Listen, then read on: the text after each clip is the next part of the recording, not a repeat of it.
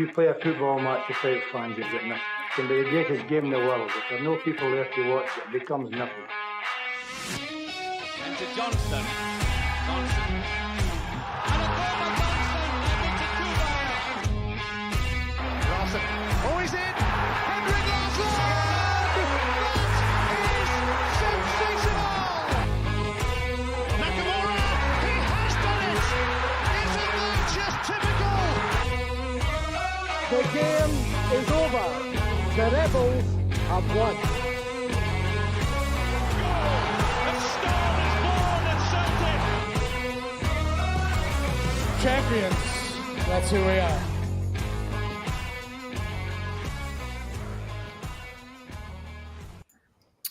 Well. The Jungle Gyms are back, Tuesday Tic Talk, and we are roughly about 20 minutes late. So things do not change, as you can see. We've got myself, we've got McGinty, we've got James. Guys, how are you doing? We missed you last week. Good to see you. What's happening? Oh, all good, man. It was a shame to miss it last week as it was, but thankfully it was International Week. So, as we all know in the podcast sphere of domestic football like Celtic Football Club, not a lot fucking happens. So there wasn't a great deal to talk about. So for all the weeks we could have missed one, surely we'll be forgiven for missing that one. International break, that's true. See, to be honest, even as a podcast, during the summer, well, you've got hardly anything. You've got a diet of transfer rumours. During the summer, we would still do like a weekly Tuesday TikTok, you know what I mean? So, fair enough. Exactly.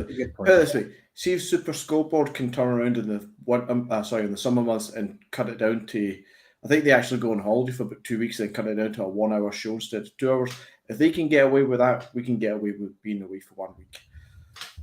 Very true. We never have to justify ourselves. James, how you doing? I'm sure you've got an eye on the Champions League fixtures tonight. Is there any tasty ones tonight? It's a bit boring tonight, to be honest, but Harry Kane's just put Bayern 2-1 up there, so that keeps my coupon going into the late games. As I say, I didn't realise this was an early kick-off tonight, and I always hate taking early kick-off, but hopefully that's us keep it going to the 8 o'clock games. There's nothing worse than having a coupon with games spread over the whole day.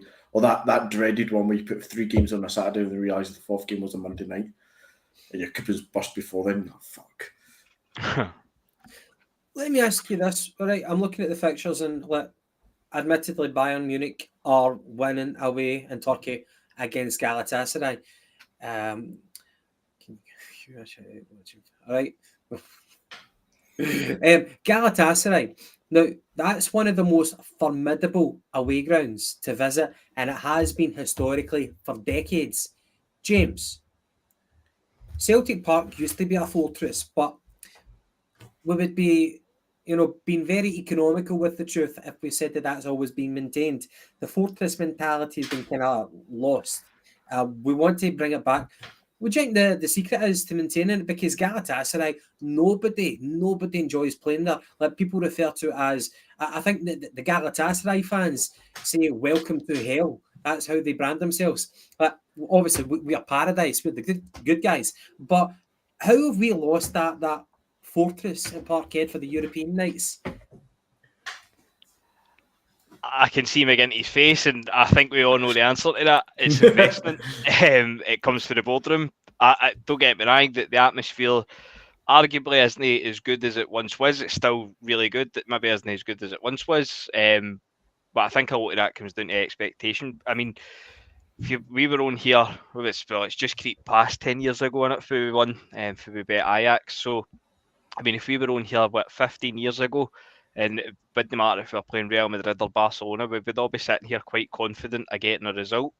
And I think when we come on to talk about the game tomorrow, I don't think any are going to have that confidence. And like you're saying, Galatasaray, relatively big name in Europe. But you look through their team, they've got Wilfried Zaha, Icardi, guys like that. And I'm not saying that we could afford these guys, but it's just, you get what you pay for really in it. And as we've seen, we're signing projects, and these guys are signing seasoned pros basically to walk into their first team. So I think that's more a day weight than anything else coming for the stands or anything. I think it just comes for the boardroom. I hear you. my take on it is like from my lifetime, kind of Fortress Parkhead started in Martin O'Neill era, with the European nights, and even after we downsized with different squads, we still maintained that Fortress. I don't know if it's just a straight relationship between that and the how expensive our players are, because we played with some squads who, like Barry Robson, Paul Hartley, that sort of thing, like underdogs, but we still maintained that atmosphere. McGinty, have you got an input into that at all? About how we've changed, how expectations, how we're not being like Galatasaray and taking some scalps off the big teams. The atmosphere, has the atmosphere changed? Or was No, the Fortress, was it part of the atmosphere and part of the fact that people struggled to get results? It was a bit of both. It was the fans feeding off the players feeding off the fans. Do we still have that relationship, or is it as strong as what it used to be for the European nights? 100% we still have that on the night. The fans at Celtic Park 100% are the exact same, if not better, than they were 20 years ago, let's say, when we could call Parkhead Celtic Park a fortress. What's changed is what James has mentioned. It's the investment of the squad, isn't it? It's stood still since 20 years ago, and it's not changed year on year, let alone world inflation and football inflation has went through the fucking roof. We've not moved with it. We've stood still in every respect of that, be it transfer fees and wages and general caliber of player that we're trying to achieve and get at the club. We're trying to cut corners everywhere we can, but the fans themselves on the match day in the UEFA Champions League or Europa League midweek, our fans are the exact same as they were 20 years ago.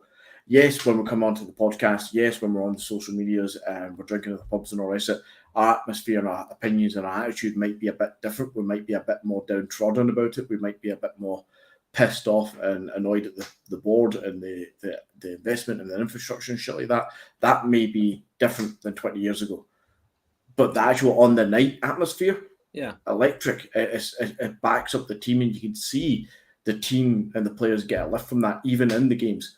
And that's why we get what we still get now, where we think, oh, we can take a result of Lazio or Feyenoord or Gladbach or Anderlecht, or we can get something every so often, or we should be able to. You see the performance is there, but it's so severely lacking just 2, 3 or 4 quality players just to push them on that a little bit extra.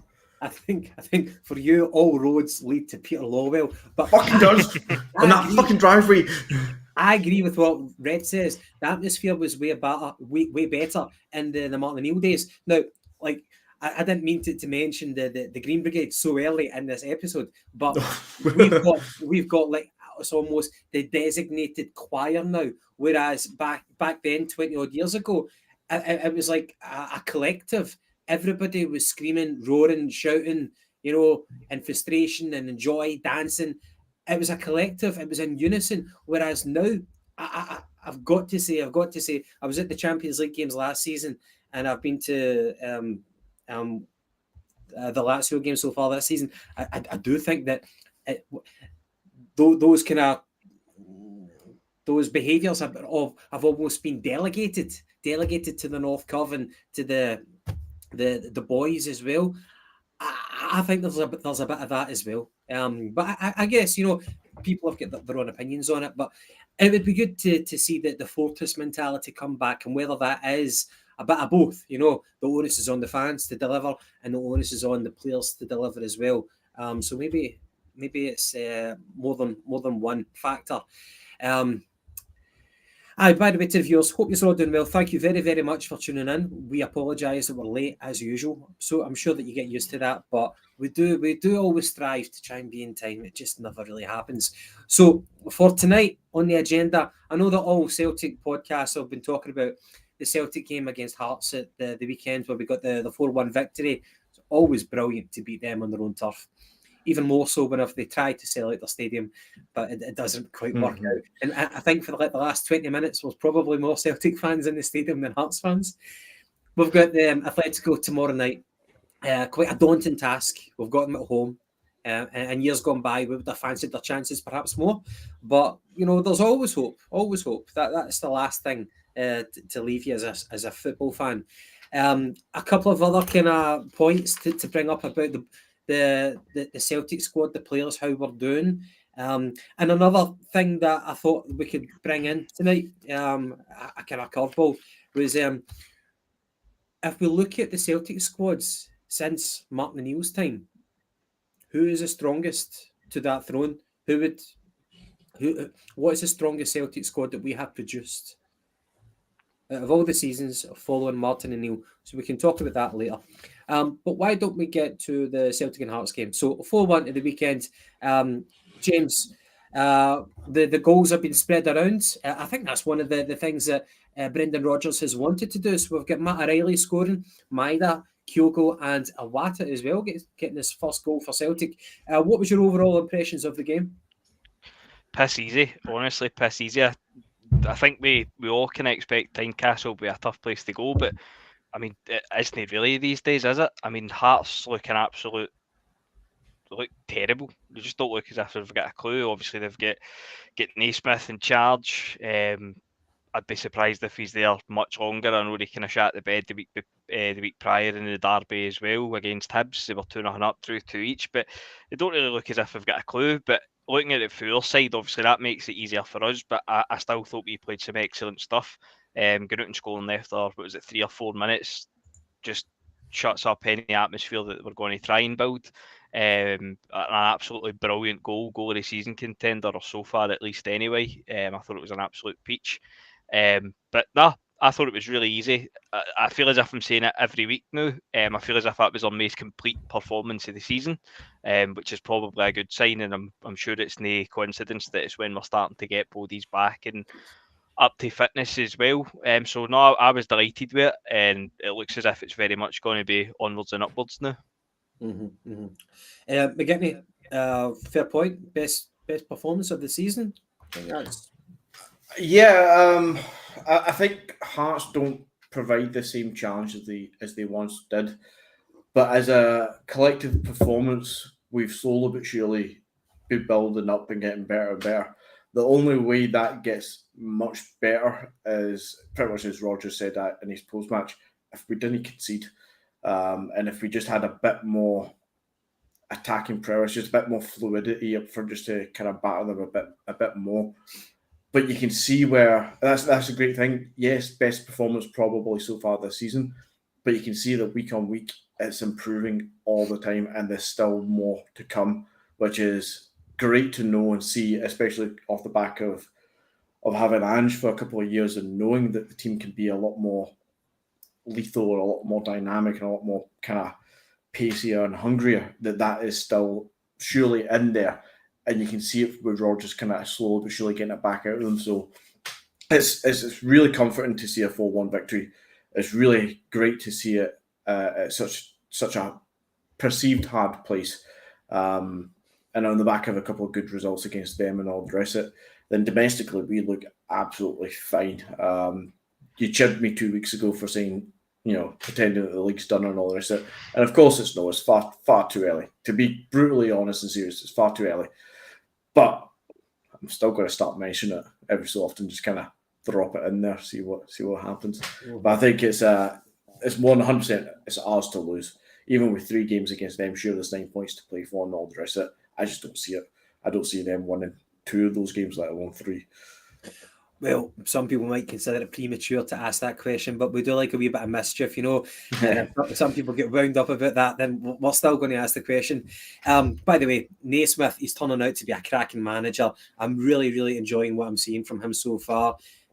He's such an ugly turd, and his managerial skills are kind of reflective of his appearance. Any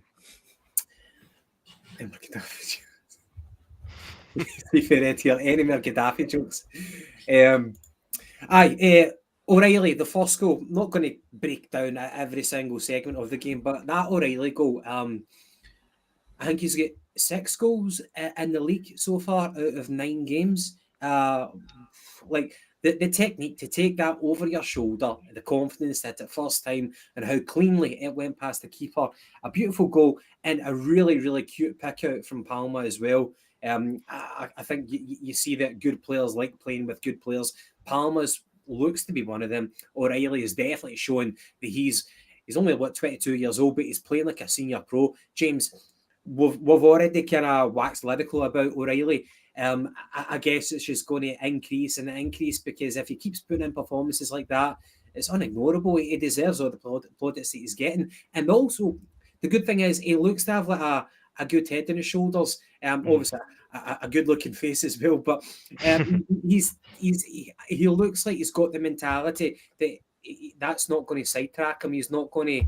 He's not going to be saying, "Oh, talk to my agent about getting moves to England." It looks like he's going to take this in his stride. What's your thoughts so far on him? He's been excellent, obviously, so far this season. He looks to be getting back to his best. I know he got Young Player of the Season last year, but maybe had a wee bit of a quieter year in comparison to the season before. I think he's probably playing a wee bit more further forward than he was last season. Obviously, last season we were missing McGregor for a wee spell, so O'Reilly had to drop back one. Obviously, it's fairly certain that he plays his better fit back kind of playing further forward. I like him. Like you're saying as well, kind of personality seems to be really level-headed. He's come away with a few things where he's talking a lot of sense about his career and where he wants to go and how he sees it going and things like that. And I don't think he would be one of the ones maybe to jump at the first chance to get into the Premier League. I think he would need to pick a team that suits him because it's style of player that he is. If he went down to a kind of lower level, like imagine him in an Everton team or something like that. Brutal. See, Sean Dyche, he's got that wee bit more kind of upstairs to pick the right club. I've said it before, even with Ange, I tried to, and to be fair to Spurs and Ange, it kind of did work kind of the way I thought. There's some players and some managers you can sense and see that they're not going to jump ship to a mediocre team in the EPL just for the sake of playing in the EPL. Matt O'Reilly looks like, and I'm not going to this is going to bite me in the arse at some point, but he comes across and looks like a guy who knows where he sees his own trajectory and his own development, and he's not in any rush to get there by going, oh, well, was it MK Dons to Celtic, was it, or something? Was it Filmy, is it? No, MK Dons. He's not going to do this jump to then jump sideways just for the sake of men money to go play for fucking Fulham or Everton or some nonsense like that in the EPL, where he's going to have to work harder and challenge himself again to get the next move up, which would be at best a Spurs at that stage. When he can stay at Celtic for another year, maybe after this one, do his development properly, which is looking really good this season, and then look at his own trajectory of where he goes next as a step up, not a sideways step. And you look at guys like Kieran Tierney, for an example. He went arguably up a level by going to Arsenal. He went to a top 4, top 6 team in the EPL. That's a step up. No offence to ourselves, so let's be honest where our stature in the football world is. He looks like a guy who would go down that route and be sensible about it. But he's also probably not daft enough to say, well, I'm going to stay here for 3-4 years until that offer comes up. At some point, he's going to have to make that decision. But see if his development this season, Gavin, I should get in there. If his development goes well, as it looks like it's going this season, where Rodgers is doing that brilliant thing we know Rodgers can do, is deploying him in the number 10 role, that's slightly further forward in the midfield 3, where he's now getting that way to support the striker, kind of do the overlap and run and kind of help out there. He's getting the goals. He's grown as a player, maturing as a player, exactly as he would and should and what he would want to do. He will eventually leave us. It's whether or not it's at the end of the season for big money or the year after for big money. One of the two. What I wanted to build on that was, sometimes as football fans, we're guilty of labelling people, putting people in boxes, doing like-for-like comparisons. For a while, I've been looking at Matt O'Reilly as a player, and I was trying to think of who does he remind me of. I can't think of anyone who really comes to mind. At first, I was thinking, is he a kind of an elegant player like a Xavi Alonso, who played brilliantly for Liverpool, went on to Real Madrid, a central midfielder who could pick out brilliant passes, But I think Matt O'Reilly he might embody parts of that, but like I said it in the group chat to you guys, he's making like kind of Frank Lampard-esque runs into the box, and that's where he's getting his goals from. Although he's not the fastest player, he does get around. He is fairly mobile without actually being fast. I know that might sound like a kind of an oxymoron, but you understand what I'm doing, or you understand what I'm saying. He's got a great work ethic as well, but I can't think of a player that he reminds me of, despite the fact of how good he is. James, do you get where I'm coming from with that? Mate, see, strangely enough, I was kind of talking about that the other day, and I said that the one that came to mind, just talking from a Celtic perspective, was Chris Commons.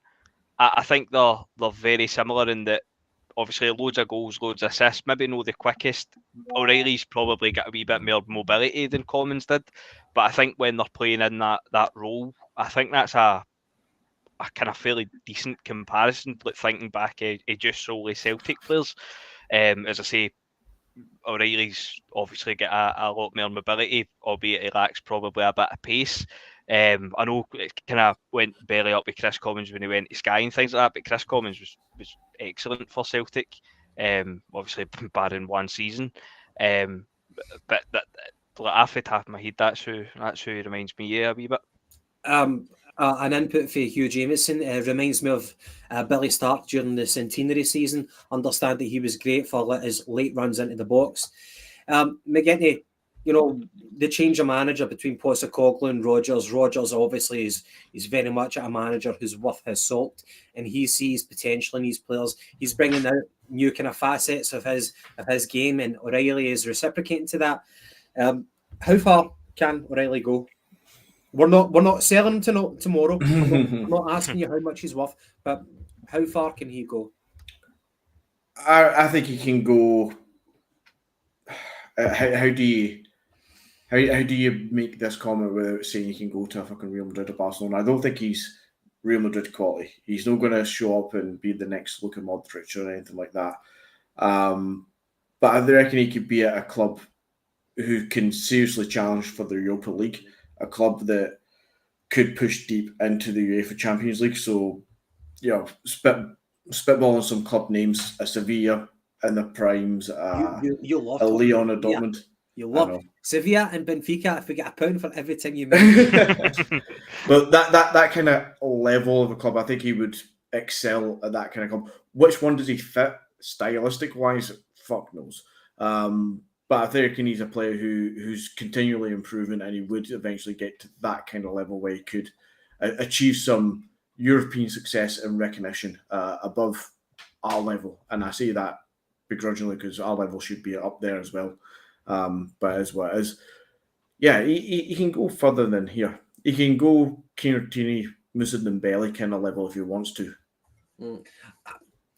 And for Red here, Red is saying, we are O'Reilly's level. We are Celtic after all. He ain't that good that a club like Celtic should not view him as being at their level. What I meant was, how good can he get? Not so much what clubs should he be attracting, just how good can he get? Yeah, that's why I was struggling how to word that without saying other clubs are better than us, or he could sign for this club or that club, because it's awkward to try and say, because as the guys are going to say, we are Celtic. We are a fantastic club. We are massive. We are a European, historically a European giant, but we're not anymore, unfortunately. We need to be realistic in that sense. Right. At the end of the day, I mean, obviously, I'm sure he's got a soft spot for us now, regardless of what happens. But he's not a Celtic supporter as such. So in the summer, and as I say, I'm not selling him either.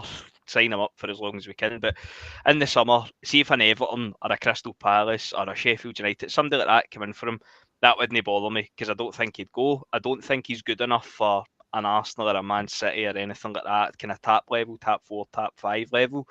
But if it was like maybe an Aston Villa or a West Ham, I think he'd probably walk into their team, and I think he would probably see that as a step up in terms of step up in, obviously, league, playing against better opposition every week. We've heard that 100 times, but as we've said before, I think he's got a good head in his shoulders, and the move would need to be right for everybody before he went. Before we move on, Palma, initial impressions. Now he's had a run of games. Interestingly enough, Rodgers is happy to put Maida on the right. Palma, it looks like his jersey to lose now.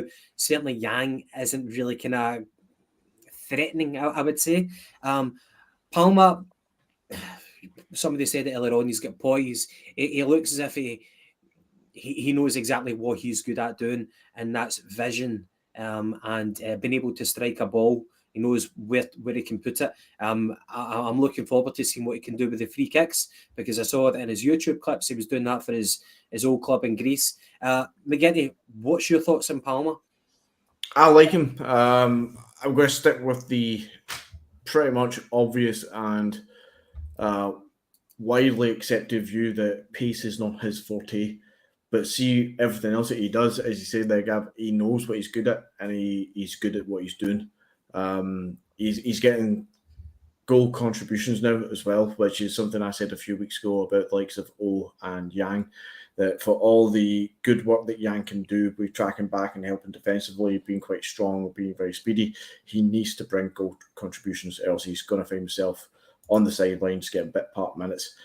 Palma has started that already. He's claiming a wide berth position for himself, along with Maeda at this point. The interesting thing that's going to happen is Abada coming back into the fold, which we all know I've got a small love interest in Abada. But I believe that Rodgers obviously likes the player as well. He's spoken quite well of him over the late summer and the closing of the transfer window. And aside from his injuries, I think Abada would be playing every game that he possibly could be playing and deserving to play, obviously doing it on the training pitch. So when it comes to Abada coming back fully fit and Palma on the form that he's on, and Maeda, who seems to be undroppable, one of them has to make way. For me, it would be Maeda at this point, but it's going to be interesting because Rodgers seems to like him as well. Interesting. So you are saying that one of them has to make way for Abada. One thing, just the other thing about Palma is just the only kind of small criticism I've got of him is I think he needs to understand that, see, kind of cut out the play acting. I've just seen it a couple of times, and you do see that sometimes whenever foreign players join Celtic, but I think it's kind of quickly stamped out that they realise that they're not going to get much joy from the referees, especially domestically, and you just need to kind of get up and get on with it. The only kind of mild criticism I would have for him, but I'm sure that that's a very, very minor thing. And for Hugh, Palma is confident in his own ability, not arrogant though, and that is a good thing. He looks like a team player, although he's kind of got that maverick quality. He does look as if he really does want to contribute to the team, and with his passing ability, it's only going to benefit the people like O'Reilly making runs into the box, Kyogo, stuff like that. And good players like playing with good players, as we've said. Right, moving on, guys. Moving on. Can I ask you, are Celtic? Is it an unfair question, this one? Are Celtic stronger defensively this season, James? Than last season? Statistically, I assume you have something at hand there, Gavin. No, I'm not. I think that's unfair because I say that I kind of caveated that unfair because we bought Narodsky, but he's not really been able to contribute. So whatever stats, if they were at hand, that's probably not a good reflection. So we've got rid of Starfelt. Starfelt obviously was taking a lot of flack, but him and Cameron Carter-Vickers, that partnership, that they had a very, very good understanding, a good record, and domestically, fairly impregnable. However, we get rid of Starfelt, and again, it's a case of be careful what you wish for. We get rid of him. We've brought in Narodsky. Now, we haven't really seen him flourish yet because of the injuries. So there's that question, have we improved Starfelt from Narodsky? The other thing, which you could argue we have improved upon, is the depth. We've got in Lagerbielke, Scales has stepped up, Welsh is still there. We've found out Kobayashi is not the player that we hoped that he would be. Brought in Phillips. So depth, I think we've kind of strengthened. But for your first two pairing, Cameron Carter-Vickers and Narodsky, it's not, maybe we can't really, we've not really reached that stage yet where we can compare that to Starfelt and Cameron Vickers. I see where you're going there, and obviously number-wise, statistically, I honestly couldn't tell you if we are at this stage after 9 games compared to. I don't know. Somebody in the comments might quickly find that out for us. But I kind of see where you're going with this and what you're trying to ask.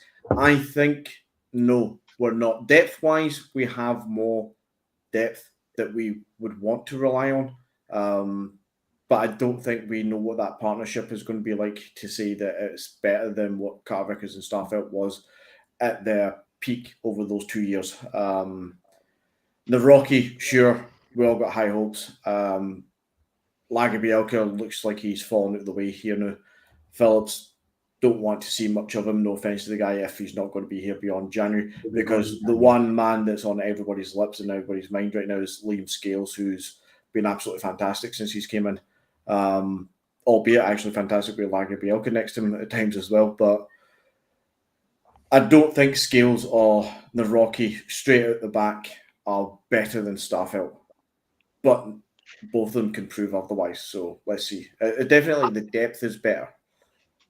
I think that's a wee bit harsh on Liam Scales, to be honest. I know he's always going to have the fact that it's Liam Scales and that it's come out of nowhere. I mean, we talk about him as if it's like a massive achievement that he's doing this and that it's a surprise, and it is a surprise because nobody really expected it. But based off what we've seen, and I know Starfelt was obviously here longer, but I think Scales, based off, and I'll grant you it is obviously a smaller kind of timescale, but based off what we've seen, Liam Scales is every bit as good as Starfelt was. Starfelt's recovery pace, we've not been able to emulate that since he's gone. I don't think Starfelt's been a big miss, and that, look, I kind of maybe get tore into Starfelt a wee bit too much last season when he didn't deserve it, but I didn't want to see him leave. I said I wanted him to come out the team. So if we signed a Nawrocki and he went in the team and Starfelt was on the bench, then I would have been happy with that. But Scales just came out absolutely nowhere. He's no let us down once. He's been man of the match the majority of the games he's played, it feels like. And Starfelt always, like, rightly or wrongly, and admittedly I was probably on the wrong side of it some of the times, but Starfelt always split opinion. Liam Scales isn't. Nobody wants Liam Scales to come out the team now, so it's Liam Scales' jersey to lose. We're all just assuming Nawrocki is going to walk back into the team because we've paid 5, 6, 7, whatever it was, million for him. But for me, that's Liam Scales' jersey. Now Liam Scales earned that, unless he gets injured or he has a major downturn. There is absolutely no reason or no way that I'd be taking Liam Scales out of that team. He's outperforming any other defender, including the fullbacks and Carter Vickers. That's a fair point. How does Brendan Rodgers view it? Is he waiting for the first chink from Scales and then he drops him for Nawrocki because we spent good money in Nawrocki? Or, you know, is Rodgers more pragmatic than that and he's maybe realised that Scales does have a higher level than we'd all envisaged? So I get what you're saying, James. It sounds a bit harsh, and I don't mean it to be harsh on Scales. I really don't, because he's been absolutely fantastic when called upon this season, and all credit to the big man.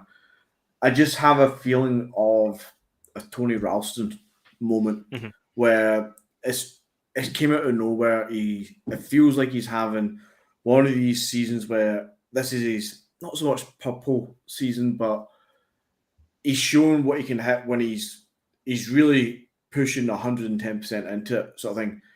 But when it comes to it's proof will be in the pudding and proof will come out in time. But it feels like for the next level we want to be at, Liam Scales, I don't think he can reach that. I don't think he will hit that the same way as Anthony Ralston is not Champions League level for us. So it's out of the blue. It's all credit and well-deserved respect and admiration for the lad just now. And see if it turns out that he becomes a solid third or fourth choice centre-back for the next few years for us. I'm all for that. In the same way that I'm all for Tony Ralston being a backup. However, we need better in front of them because we want to be better. See, at the same time, though, and I get what you're saying, but that's where Liam Scales being Liam Scales, in what you've just said there, works against him because he's came from the League of Ireland and he was loaned out to Aberdeen. Myself included, we've always got that in the back of our heads that he's not at the level and he won't be able to make the step up. See if we had signed Liam Scales for £3 million or whatever for a club on the continent in Europe, a club on the continent in the summer, and he came into the team and played the way he was playing, we would be singing this guy's praises. We'd be talking about him being a kind of Wanyama type in the sense of a diamond in the rough. Came from absolutely nowhere. So as much as I get the Ralston comparison in the sense that it was a purple patch and Ralston is a good backup, but until the point where Scales drops the level, and it's been months now, that Scales can go wherever he wants to go as far as I'm concerned, based off his performances now. But we've played the best in Scotland. We've probably had our toughest away fixtures as well. And then, obviously, he's stood up and been counted for in Europe as well. The Mora will be his biggest test he's played, and it'll probably be Morata and Griezmann, so it's two genuine world-class strikers he'll be against. So the Mora will be massive for him. But if he makes a mistake, the Mora, the same probably as any of the backline, I don't think you'd be holding it over them for too long, given the quality they'll be up against. I don't think he'll make a mistake. I think he might show that he's not at the level in the sense that he might get outdone by smarts and fancy footwork and shit. The two guys that you just mentioned are world-class players. But I don't think he'll actually make a mistake in the way that some people felt that Starfelt was that mistake every game waiting to happen. I don't see that with Liam Scales. And I think he'll do okay. I guess for me, going back to what Gavin was saying, kind of, will Rodgers be a bit more pragmatic with it? Will he just drop him straight away? Will he keep him in until he makes that mistake? It really is going to come down to, I think, does Rodgers believe that Liam Scales can step up? I mean, we're going to have to play him tomorrow night, probably, regardless, because I don't think we've got enough players readily available to start the game in that position. So he starts regardless. And to be fair, he deserves to start tomorrow night, 100%. But do you keep starting a player that the manager may, and this is me hypothesizing, that the manager may not see as the number one centre-back just because he's had a good spell? Or do you get the guys in who might be Navrocki or Lagerbielke, get them in as soon as you can, because that is what you're going to build the defence around? But to be fair, you've pretty much answered your own question there, because he was playing with Lagerbielke, and Lagerbielke was he's out the team. I think, see, like, no matter how long you've been watching football for, you always get kind of lessons handed to you as a football fan. Speaking from my own self, like, football is not played on paper. So the performances that Scales has been showing, you would expect that with someone with a reputation, with pedigree. So the performances that you're getting from Lagerbielke, you could have said that you might have expected that from Scales. But it's upside down, you know, what's right is left. And what left is right. It's a turnaround. And I guess we shouldn't always judge people by their background, I'm not talking about diversity and wokeness and stuff like that, but you shouldn't judge someone by, you know, a price tag, how much we signed them for, where they came from. Because some people, when they get the chance, you know, just don't always write people off. But again, the other thing is, Lagerbielke has been a bit of a disappointment, and we hope that that's not going to be a wasted signing too early for that. Maybe he might need another season to kind of get his confidence back. But fair play to Scales, he is not going to get dropped until he puts in maybe a couple of bad performances. But for the time being, he's been an asset to the defence, and we have depended on him. He stood up while other people haven't. Exactly, he really did. Some great performances from him. Just want to mention the smell of the glove comment again. Scales has also been contending with the Desmond kind of sign. He 100% has. But for me, one of the guys who obviously is against anything the pair of Desmond and Law will do at this club, I don't think about that this season, because for me personally, he has done more than enough to lay down the marker, and he's deserve the respect and credit that he gets just now this season on his own back. He's done this himself this season, and he deserves all the credit for it. It's just what happens next when everybody's fully fit. Right, I'm going to park it there and going to talk to you about the other thing we mentioned at the start of the podcast. Who is the best, or can you think of the best Celtic team that we have produced since Martin O'Neill's days? Because turn of the century, Martin O'Neill's squad, we've not been able to replicate that. Obviously, the money had a big hand in that. Having Henrik Larsson, Martin O'Neill inheriting Henrik Larsson in that team was unbelievable. Obviously, he inherited a few other players like Moravchik too, Lambert, such and such. But since then, the teams that we have assembled, they've had varying degrees of success, both in the league and in Europe. So I was going to give you a few suggestions of what I think would be some of the strongest teams. And to get your thoughts, one question I'll pose to you is, I'll read out two 11s to you under Gordon Strachan, because Strachan got us to the last 16 in the Champions League twice. Now, that's not the complete barometer for being the best Celtic team since Martin O'Neill getting us far ahead in Europe, but it's certainly one indicator. So I'll read out these two teams from Gordon Strachan's era, and if you can tell me which one you think is the strongest. So 2006, 2007, you've got Boric in goal, a backline of Naylor, Caldwell, McManus and Wilson. In the midfield, you've got McGeady and Naka, and then you've got Jarisic, Gravison and Neil Lennon. Up front, you've got Hesselink.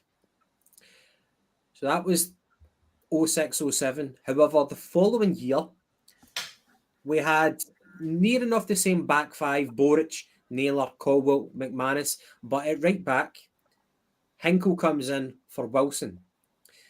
In the midfield, we've got a four in the midfield. We've got McGeady and Naka, again, as the previous season. You've got Hartley and Robson as the middle two. Then up front, you've got Little and Large, Hesselink and McDonald. What do you think was the stronger of the two teams out of those years? 06 and 07, 07 and 08. Both teams got to the last 16 in the Champions League.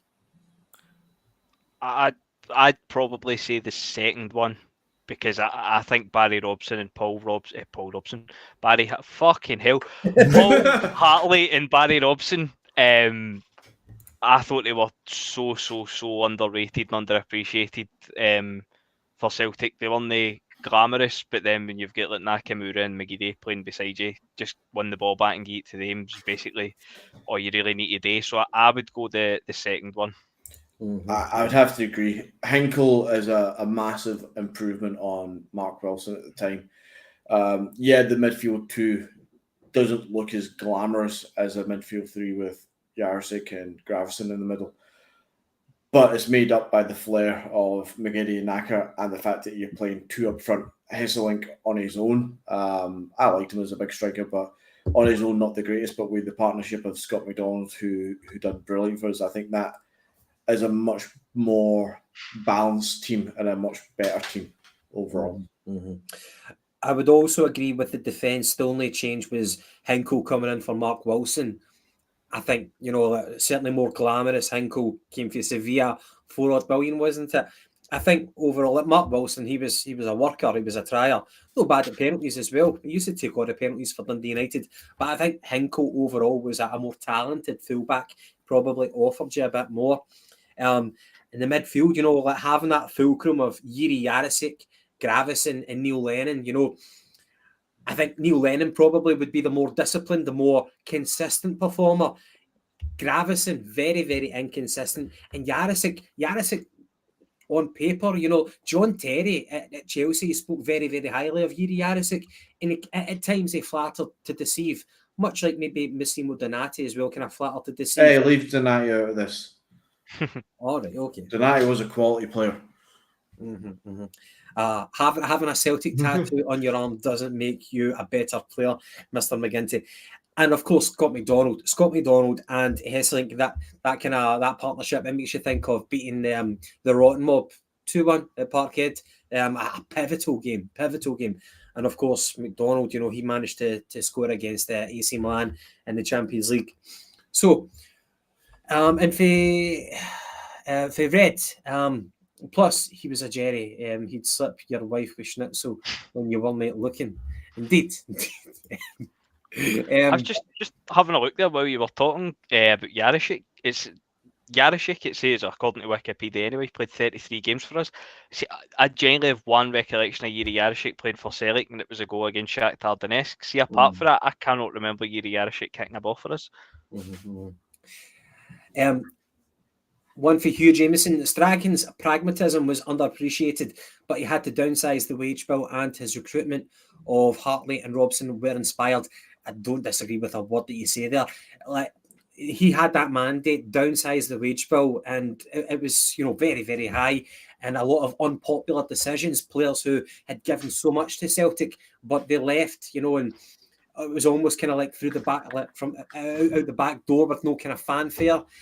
People like Alan Thompson, Chris Sutton, John Hartson. It was an unfortunate way of how they had to end, but Strachan fulfilled his mandate, and he was never really a popular Celtic manager. Maybe he's been more appreciated after he's left, but he assembled a squad, hard-working, with flair at times, and they achieved.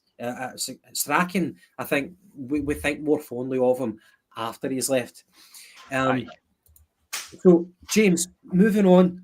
So, in chronological order here, we've got Neil Lennon's Celtic team from 12-13. This was when if you remember, we beat Shakhtar. We beat Spartak away 3-2, and we got to the last 16 as well.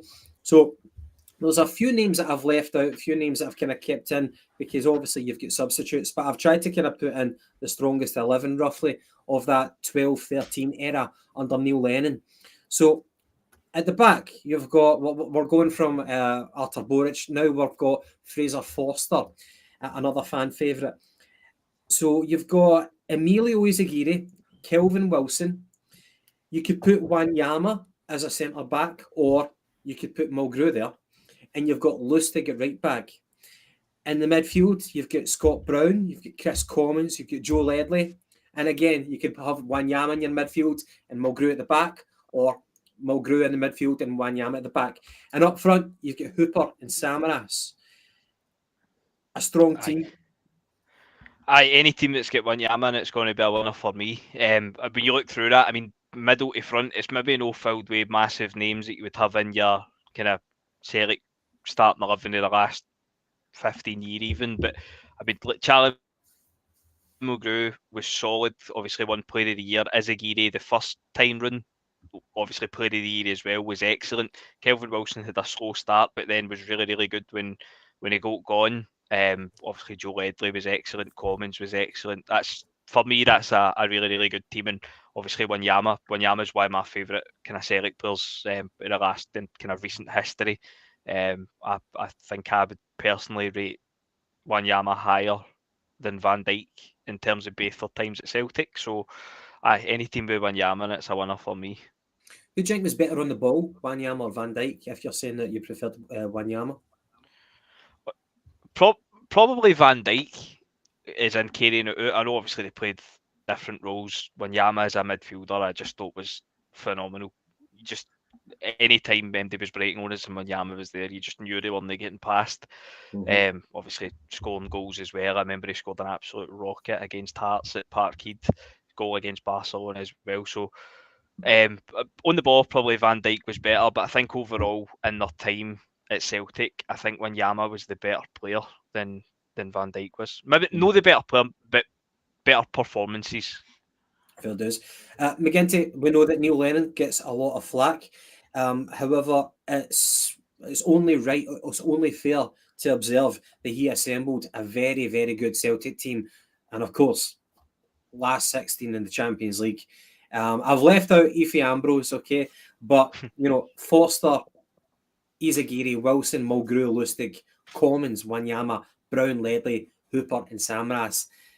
A hard-working team, but They had flair as well. Maybe not too much flair. It was Chris Commons, the flair player in that squad. I don't know, but only fair to say that Neil Lennon did right in that season. Yeah, 100%. Again, what was it, Lennon? Was it the combination of Lennon and the style that he wanted, the kind of players he wanted? He kind of did on a budget version of what O'Neill did with some players, where O'Neill basically went to some of the big players doing so and says, look, come up here, maybe you don't get as much money as you could do in the road, but win some trophies in a good wage, make a name for yourself, come on up. I think Lennon had a bit of that about him as well when it comes to guys like Chris Commons and Ledley and even Hooper. He was able to motivate and get players on side and on board in those early days quite easily. But a combination of that and the scouting at that time, John Park, I think it was, who was kicking boot then, that and obviously mad links with Dudu Dazan and all the rest of it. I think we hit a nice little sweet spot of a moment of no matter what we did, we almost kind of like we Ange for a period in his first season. Almost everything we did was to some effect a good investment or a good signing for that moment, for that season, for that manager, that era sort of thing. It just all kind of worked for Neil Lennon at the time, and it was a solid workman, but with a bit of flair in it as well, with a bit of calibre tossed in there as well. That it did well. I mean, it deserved the European runs that it had. Yeah, it was quite in his own image and his own likeness, Neil Lennon, that kind of hard-working mentality, and a lot of British players as well. And of course, Scott Brown, we kind of tend to forget the type of player that Scott Brown was back then, not the defensive guy kind of sitting back, but kind of marauding forward. Never really had the best control as a dribbler, but he somehow managed to always get by people with his physicality, with his enthusiasm. That was a main quality of a younger Scott Brown.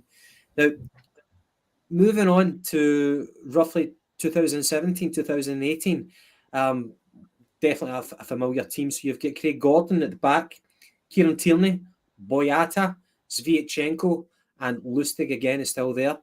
And a slightly older Scott Brown, who's playing alongside Armstrong.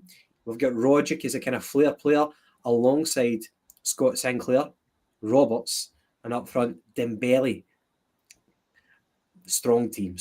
James, how good was that team in comparison to the others we've already listed? On paper, defensively, I would probably say they were worse. Obviously, I know that's the team that won the Invincible treble, more or less. But on paper, I'd say worse. Boyata had his moments as a bomb scare. Sviatchenko, I actually like Sviatchenko, but he was never a world beater. He wasn't as good as any of the previous ones we've mentioned. Tierney's obviously the standout in the defence, but offensively, I mean, Sinclair and Dembele kind of is probably all you need going forward. Throw in Paddy Roberts as well, but offensively probably right up there, but defensively, at least on paper anyway, probably the worst so far. You can throw Craig Gordon into the mix as well if you're comparing them to Foster and Boric.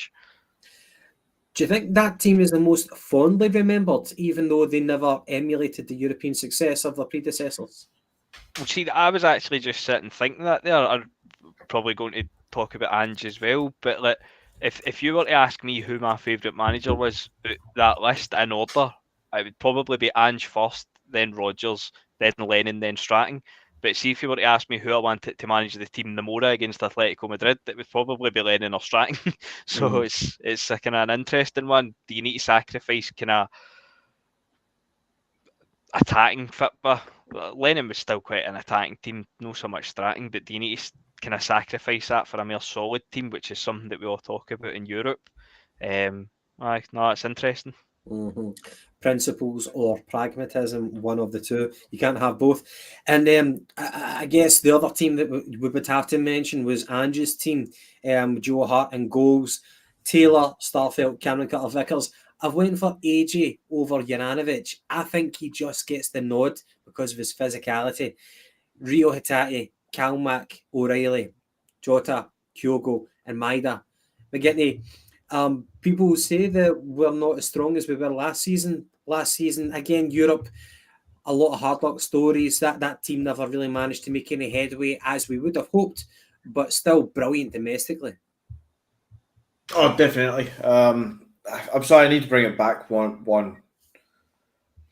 topic then to the Rodgers team. I can't believe that we're actually all going to agree that the partnership of Caldwell and McManus is one of the best defensive partnerships in this little discussion that we're having. Because anytime those two played at the same time, I was fearing my life at times. There's always a bomb scare moment with Caldwell on the team.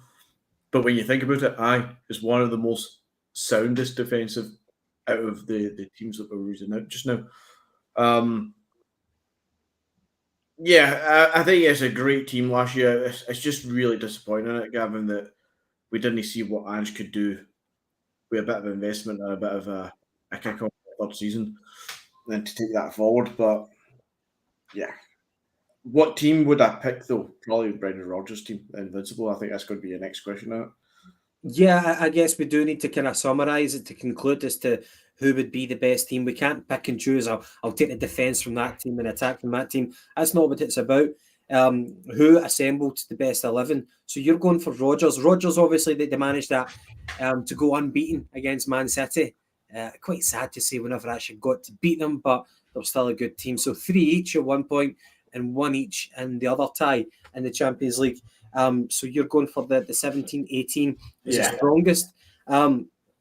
I'm tempted to go for one of Strachan's teams, maybe the 07-08 with like McGady, Hartley, Robson and Naka, Hesslink, McDonald up front, at the back, Naylor, Hinkle, Caldwell, McManus and Boric. I'll put it to you this way, James, who beats that team that I've listed to you? For me personally, if I could put Postecoglou in charge of that Lennon team, then we're winning the World Cup. Never mind the Champions League. I think that would be ideal. But that's a good question, James. We all talk about your best 11, take the defensive from this bit, the midfield from that bit. Swap the managers around. Same teams, but swap the managers. That's a good fucking question, James. The Lennon team, I think, got a good balance of being solid in attacking play, good forwards basically. And I think if we stuck Ange in charge of that, we'd win everything. Interesting. Right, okay. So I guess what was your answer though? The best team? Best team on paper, I'd say personally would be Lennon's team, but the best team to watch was Postecoglou's team by a country mile. Mm-hmm. To the viewers, who would you say is the better midfield pairing? Hartley and Robson, very popular, against a young Scott Brown and a Victor Wanyama. Who's the best midfield pairing? Brown and Wanyama or Hartley and Robson? And to Red Scotland says, I don't think Ange has enough in the tactics department to handle a Brendan side the way that Brendan would. Sounds like driving a car. Well, the only person who knows how to drive that car is the owner, the one who's used to it, who knows how to get that clutch going, That's a good question. I think I would... I don't know. There's no right and wrong. It's just opinions. Maybe I'd go for the 07-08, the God Strachan team. I don't know if we could continue doing that pragmatism in Europe if we would get any further. I think the gulf between like 20 years ago to now, it's just, teams who you never thought of back then have got more money now. There's more sugar daddies in football. There's more big financial backers. It's like everybody's up the stakes and we're still bringing a knife to a gunfight. But we could have done that. I mean, we've seen the balance sheet a few weeks ago. We could have done that. We just chose not to do it. So it's kind of cutting your nose to spite your face. We'd rather have a nice bank balance and look at it as opposed to actually speculate to accumulate. Go out, spend the money, accumulate the money back through Champions League and player sales. But we just don't want to see it. I've been saying this for a few weeks now, and at one point I'm going to have to actually fucking sit down and do it properly. There's teams out there, and we'll take teams like Union Berlin for an example, who've signed what's his name? Juranovic. Fucking Juranovic, thank you. Fucking who signed Juranovic from us. By the way, Other teams they're doing shite in the Bundesliga right now. For this season, did well last season. But anyway, teams like that, teams like your classic kind of Benficas and Ajax, you look at your Real Betis as well. There's teams around Europe at that kind of level where I think Celtic should be turning around and saying that is where we should be having our names spoken about at the same time and in the same respect and regards. Yeah, for the last few years, it feels like sometimes we're the whipping boys of European football at times, getting beat by Gibraltar and Minions and whatnot. But there's something I want to do for a while, and I need to sit down and do it. You could sit and look at the balance sheets of some of these teams, comparable teams, and see that our revenue at the good seasons when we're back in when the club is back in the squad and the manager and the fans are thus back in the club properly, and we actually speculate to accumulate and we do well, we can hit that 100 million mark, 114 million, whatever it is we end up getting, and we're on a par with some of these clubs in the big leagues, in German football, in Spanish football. We can bring in a yearly revenue akin to some of these. Of course, not the same as the EPL, and of course not the same as your Barcelona, Atletico Madrids, and all the rest of it. Of course not. But your Real Betis, your Union Berlins, your Gladbachs, your Lyons, and all the rest of it, we are thereabouts with some of these. Not all of them, but some of these clubs, we should be doing so much better than we are. And we can do better than we are. We can. However, we're used to not doing that, unfortunately. Plunge makes a great point with a fantastic team from 1982.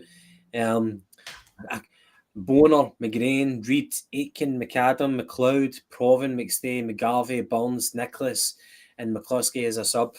Outstanding team. The only two players that I would be able to say that I don't know much about are Reid and McAdam. Everybody else, fairly household names as a Celtic fan, you'd be aware of them. For Pam, was Juranovic made an impact at Union Berlin? I think he scored. I saw him score a free kick. He's a regular for Union. They did very, very well last season domestically. So Juranovic, I'm sure, made a good contribution. But this season, they've kind of fallen off a cliff domestically, at least anyway. And they had a hard luck story at Bernabeu, sorry.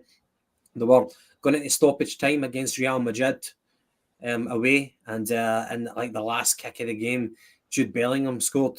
He's obviously making his mark. Interesting to see how far he can go in the game. Aye. So there you go. So guys, we've been on for just over an hour.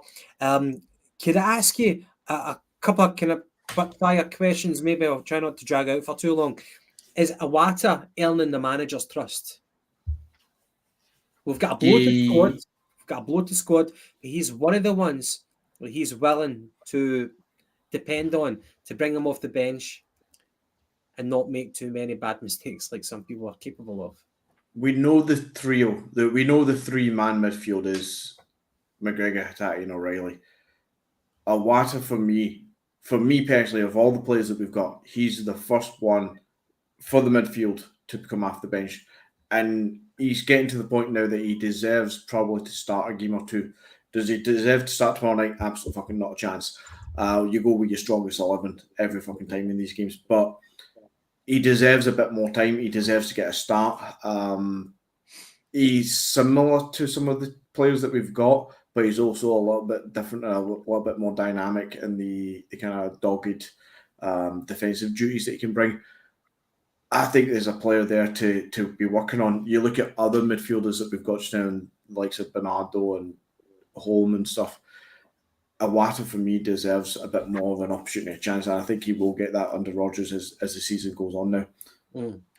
I think the only person who's going to make way for a new midfielder, whether it be Iwata or Bernardo, is going to be Hatate. Hatate, sometimes he can have a brilliant game, but he can have two other games where he's very, very lukewarm. He can pull off a fantastic, difficult pass, but then he can mess up the easy pass. James, thoughts on Rio's negligence in games and Awata, what he can maybe bring to the squad? I like him as well, but I still think that the gap between the starting three and the three in the bench is far too big. And to be honest, I don't think Rodgers knows the pecking order for the three in the bench either, because I don't know if Holmes injured or what, but I'm fairly sure he wasn't in the squad at the weekend. But he's been getting minutes here and James there is prior to that. Bernardo misses games and then gets flung on with half an hour to go, and then Awata's coming in out the blue as well. So if I'm being perfectly honest, I think between the three of them it's kind of muchness, but I've not seen enough of the three of them to want to drop Hatate, Riley or McGregor, and that's with Hatate being off form as well. fair dues. McGinty, quick Yeah. fire question here. Does our recruitment strategy need to be reviewed to prevent the squad bloating? Not to prevent it bloating, but it needs to be reviewed for other reasons, which I've touched on quite often on the podcast. But yeah, there's times where we let it get a bit carried away. The fact that we can still talk about having fucking James McCarthy at the club is a bit mad, isn't it? The amount of goalkeepers that we have. There's times where we might just need to pay some of these players off. I get that, a 33-year-old James McCarthy is not going to get any suitors who want to pay any sort of money for him, and I get that he probably doesn't want to lose what will probably be around about 30k a week, no doubt. Maybe we just need to cut our losses just to trim the squad down, just to make everything feel a bit more managed. But then, what harm is it doing? We can't just pay people off, because we've got the scattergun approach sometimes to recruitment, and if we keep replicating that, then we're going to be giving players who are not contributing good contracts, and they're going to be looking around and saying, well, I'm not getting any offers elsewhere, I'm going to stay here. So anyway, tomorrow night, Atletico Madrid. What's the predictions? I didn't want to go into it too much, because if you look at it on paper, we're going to lose. But as a football fan, what have you got apart from hope? It would be a very, very typical thing right now for Celtic to lose in the games where we should have won, but to win in the game that you expected us to lose in. So there's always hope. We're playing at home. I know that Atletico Madrid are doing the business in Spain right now, but it's 11 players against 11 players. Who knows what will happen? So how are we feeling, James? If I'm being perfectly honest, I feel the worst. Yankee Simeone's teams, they're big, they're physical, they're running all the tappies. It's things that we aren't. So I think they play that Axel Witsel at centre back. I don't think he's great. He's obviously playing out of position as well. So maybe Kyogo will get some joy out of him. But I can't see anything other than a defeat, to be honest, if I'm being perfectly honest. But hopefully, no, fingers crossed, we'll sneak something. But I just think the things that they're good at is the things that we're pretty much non-existent in. And I think that will tell. I know people saying they're not the quickest. I think they've got the guy for Chelsea as well, that's names went right out of my head, the Spanish guy. Adpilicueta.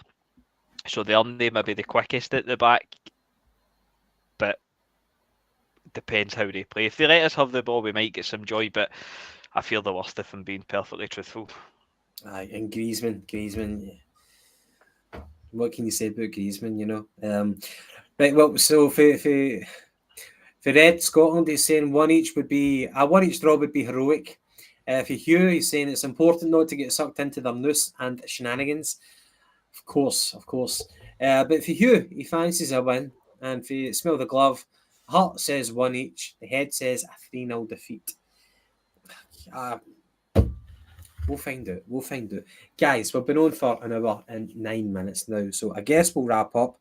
I've really enjoyed it. We'll be back. So obviously we've got Atletico Madrid tomorrow night. And then we've got Hibs at Parkhead at the weekend. So that'll be...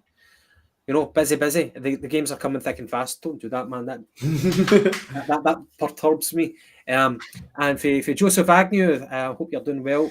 Oh no, is stronger. If they play Dirty Kyogo could get badly injured.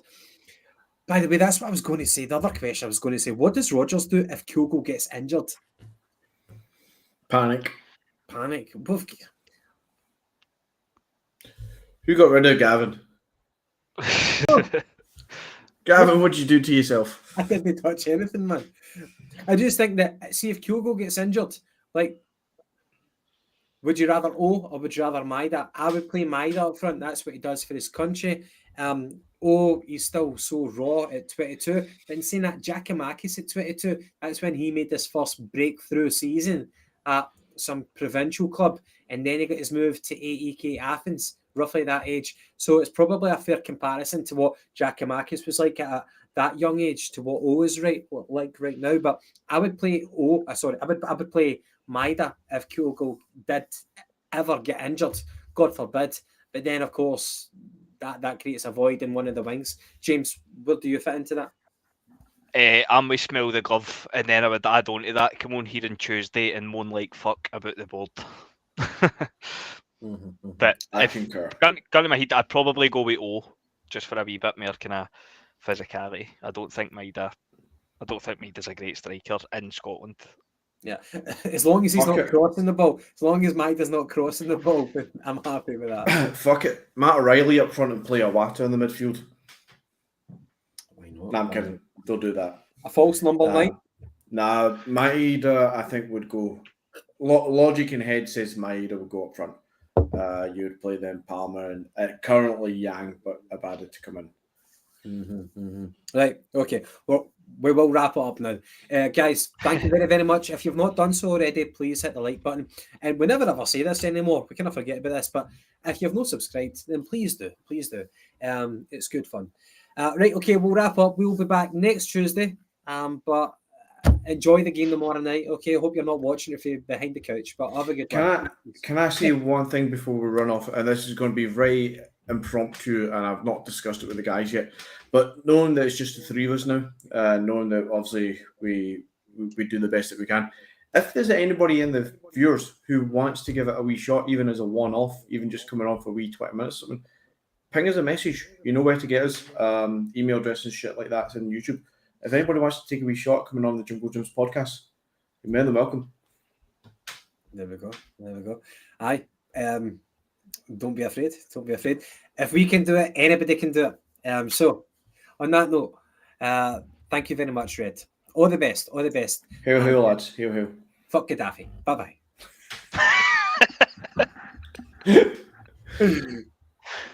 Right, let's end stream.